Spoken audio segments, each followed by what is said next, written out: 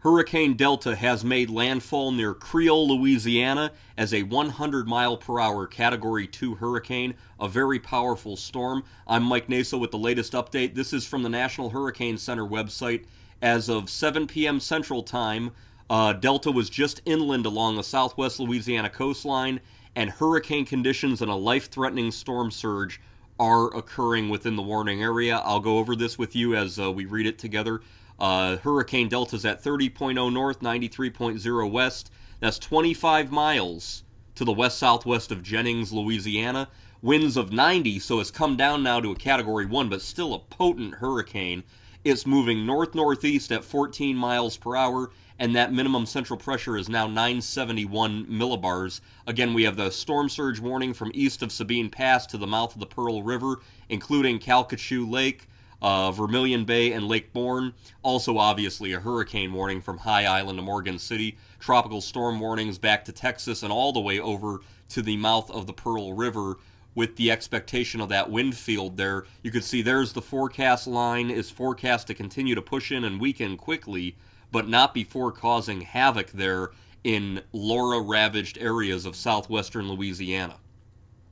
There's the wind field of the hurricane. You can see hurricane force winds are inland. We have an unconfirmed gust in Sabine Pass to 100 miles per hour, and we have the National Weather Service office at Lake Charles reporting sustained winds of 64 with a gust to 95 at the airport in Lake Charles. We've got trucks blown over. We've got power flashes in Lafayette. We've got a real mess with this hurricane coming ashore.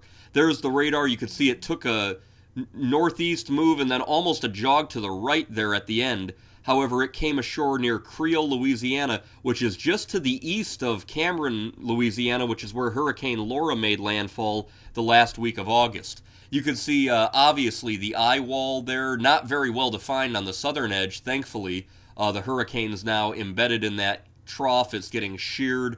The waters were cooler near the coast, and obviously now it's over land. It's going to weaken, but it's too late. It's too late. It's inland. It's already hit a very powerful slamming there in southwestern Louisiana.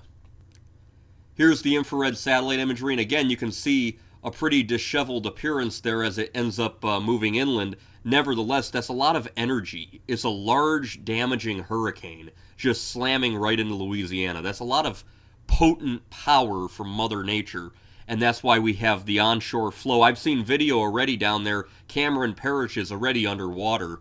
How deep it gets, we just don't know yet. You can see the overall potential for inundation there is quite a few miles inland, up to 6 feet. And so we'll wait and see how bad it gets, but you can see areas there near where it made landfall. Creole, Louisiana right there is where the eye made landfall. That could see 6 to 9 feet well inland. Broussard Lake, Grand Lake, all of these areas are just getting pummeled with high storm surge, to say nothing of those powerful hurricane force winds. There's that surge map, which we've used way too many times this hurricane season. By the way, Hurricane Delta is the 5th hurricane to hit America this year. We had Hurricane Hannah back in July, Hurricane Isaias in August, remember in North Carolina, Hurricane Laura in August, then we had Hurricane Sally a few weeks ago, and now we have Hurricane Delta. And think about it, at one point we thought Cristobal was going to be a hurricane when it hit. We thought Marco was going to be a hurricane when it hit. We thought Beta was going to be a hurricane when it hit. We could have had 8 hurricanes this year instead of 5. This has been a tremendous hurricane season. Very high rising water there for Vermilion Bay, Calcasieu Lake, that whole area. Thankfully, looking at this map, there's a lot of wetlands, conservation area, wildlife refuge.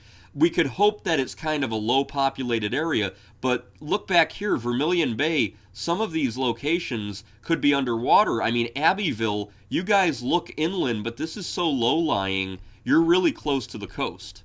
I know that the storm chasers have been in Esterwood. Jennings is where the eye is, not too far from Jennings. So this whole location just got ravaged with the eye wall. And so all of these communities, including Lafayette, Broussard, St. Martinville, you guys are in it.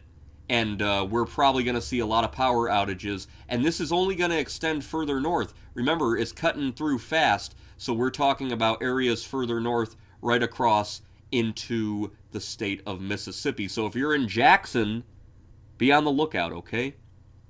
Here's another look at that radar. Look at the flood threat. Heavy rainfall. Lake Charles, you guys obviously got a Category 4 eye wall from Laura. You don't need this, but it's not as bad as Laura, but it's pretty bad. And it's really a shame. A lot of these areas are without power right now, and I can't tell you for sure how many were still without power from Hurricane Laura. Remember, those areas are very low-lying, very marshy. It takes a long time. So Vermilion Parish right now, we've got, 16,000 people out? I'll update that just to see if it's still that 16,000 as of last. 18,000. See what I mean? Just like that, while I started this update, 2,000 more people without power. That goes into Acadia as well, St. Martin, and then obviously St. Mary and Iberia Parish. You guys are in it as well. Cameron Parish there off to the left. So again, a very powerful late season hurricane, an October hurricane, October 9th, 2020, another U.S. landfall, Hurricane Delta. It is the first Greek letter ever used in the Atlantic to hit America as a hurricane. Hurricane Delta making a powerful landfall in Louisiana tonight. I'm Mike Naso with the latest on this very dangerous hurricane. Stay tuned. We'll have more next time.